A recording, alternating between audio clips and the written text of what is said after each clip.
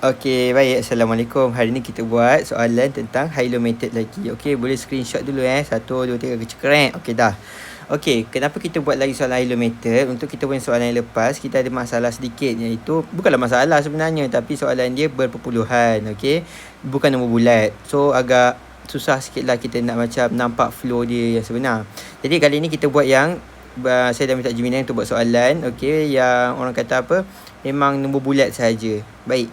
Okey, jom kita buat sama-sama. Untuk soalan ni kita baca dulu Skyline Logistic want to analyze its delivery truck maintenance cost based on the number of kilometer bagi sahabat base. Okey, ini ada data dia, kilometer driven unit and maintenance cost in RM. Okey. Our first task is identify the highest and the lowest activity levels. Okay, so kita berdasarkan ni saya nak tegaskan bahawa the highest dengan the lowest activity level kita tengok berdasarkan kilometer driven. Okay, kita akan tengok berdasarkan kilometer driven, bukan berdasarkan apa? Bukan berdasarkan dia punya cost. Kita tengok berdasarkan kilometer driven lah. Kita unit of activity lah senang cerita. Okay, so the highest one is kita tengok okay, Oktober dengan maintenance cost 32,000. Tegak ni. Hai benarlah ni. Sekejap kita okey nampak tu. Macam besar sangat je. Kejap. Kecilkan sikit. Okey. Oktober dengan kos tu 32,000. Lepas tu pula dengan yang paling rendah adalah okey, the lowest is December. Okey, dengan kos 11,000. So, kita abaikan maintenance cost bila kita nak cari dia punya the highest and the lowest activity level. Okay, so cara kita nak jawab adalah nombor 1, highest. Okay, ini cara saya jawab lah. Kalau dalam exam buat ayat lah, boleh kot. Adalah Oktober dengan kilometer driven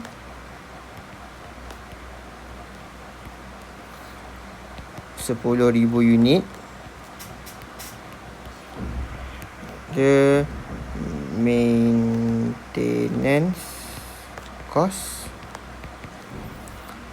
RM 32,000. Lepas tu lowest adalah bulan Disember. Okey, dengan kilometer driven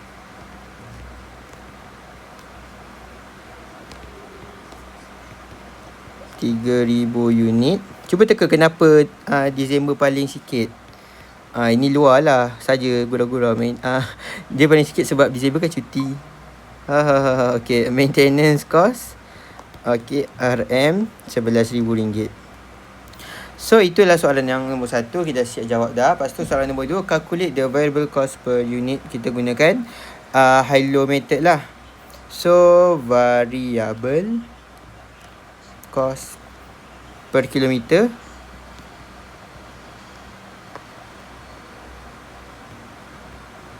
rumus dia adalah highest tolak lowest. Okey, ini adalah cost lah. Lepas tu bahagikan dengan nak ni korang keliru lah. Macam mana nak bagi Okey, senang cerita highest cost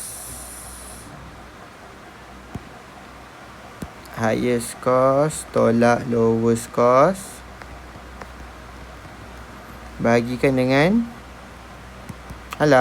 okey, highest cost bahagikan dengan highest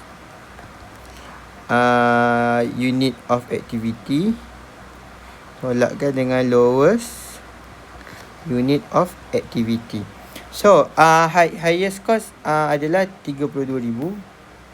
RM 32,000 tolakkan dengan RM 11,000 lah. Kita ambil yang tu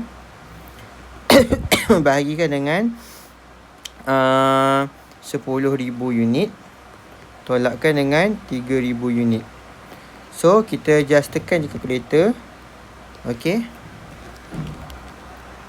32,000 tolakkan 11,000, kita akan dapat 20 RM 21,000 bagikan dengan RM 7,000. So kita akan dapat RM RM3 per unit lah. So bukan RM bawah ni, salah. Bukan RM. Ini unit. So kita akan dapat RM3 per kilometer. Inilah unit variable cost kita per kilometer, RM3. So itu soalan nombor 2 dah selesai. Soalan nombor 3 pula, bagaimana? Okay, total fixed cost per month. Boleh korang guna cara ni First thing first, korang ambil the highest month, iaitu bulan Oktober dengan bulan Disember. Lepas tu ambil fixed total cost. Total cost adalah condong pula saya ingat. Total cost adalah RM 32,000. Ini adalah RM 11,000. Lepas tu total variable cost. Macam nak kira total variable cost?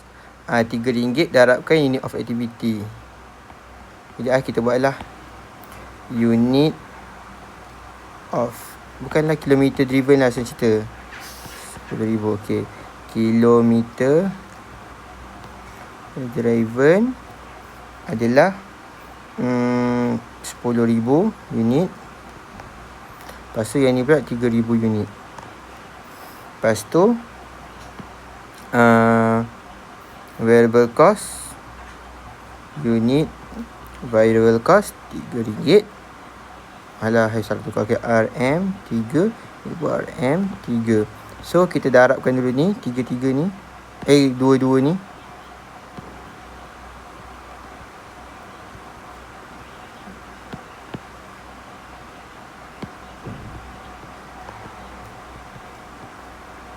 Kita akan dapat berapa ni? Dapat RM30,000. Sini pun dapat 3, sini dapat 3 darab 3, RM9,000. RM9,000. Lepas tu macam mana dari fixed cost?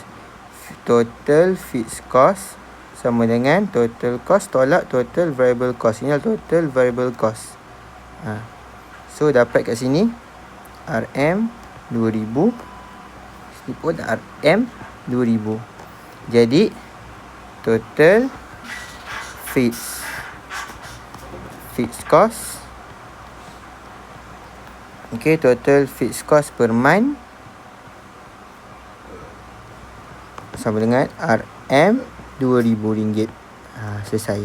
Lepas tu soalan nombor 4 pula, dia suruh kita buat construct equation y sama dengan ABX.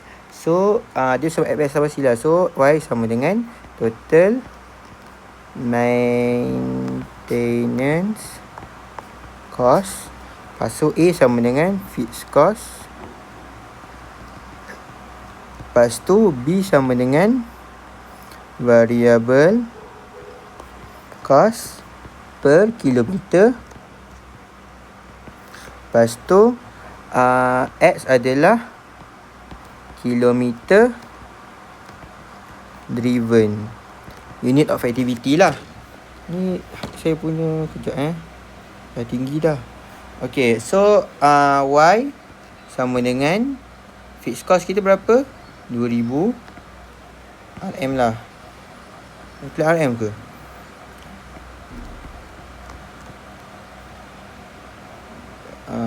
Okay, tambah B dia RM 3X. Ini adalah jawapan dia. Okay, so selepas tu kita kena kira pula total maintenance cost kalau dia bawa 12,000 km.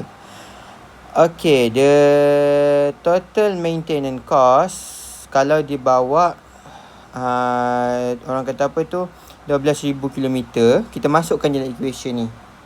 Okay, so Y sama dengan RM 2,000 tambahkan RM 3 yang didarabkan dengan 12,000. So Y sama dengan RM. Tekan je lah kalkulator. 2000 tambah 3 darab 12,000. Dapatlah RM 38,000. Okey, itu sahaja. Inilah total maintenance cost dia. So kalau nak izharkan lagi jawapan, total maintenance cost sama dengan RM38,000. Okey. Sebenarnya yang RM3 ni kan, sikitlah fun fact kan. RM3 ni sebenarnya RM3 per 1 kilometer. So, bagaimana kita nak saya nak tunjukkan jalan kerja kat sini. Macam mana tu? Dia RM3 per 1 km darabkan dengan 12,000 km. km masuk, dapatlah RM. Berapa? 12 darab 3, 36,000 km. Inilah total variable cost dia. So itu konsep begini yang ada per km ni membantu kita memahami lah bagaimana cara untuk nak tentukan sama ada ini RM ke apa, ataupun dia adalah 3 unit ke, kita tak tahu. So cara nak tahu, kita letak je unit tu macam mana, untuk menentukan lah, untuk memudahkan urusan kita lah dalam mencari total fixed cost dan total variable cost dalam menggunakan Hilo method. Okey, apa-apa soalan boleh tanya dalam komen ataupun di grup lah. Sekian, Assalamualaikum warahmatullahi taala wabarakatuh.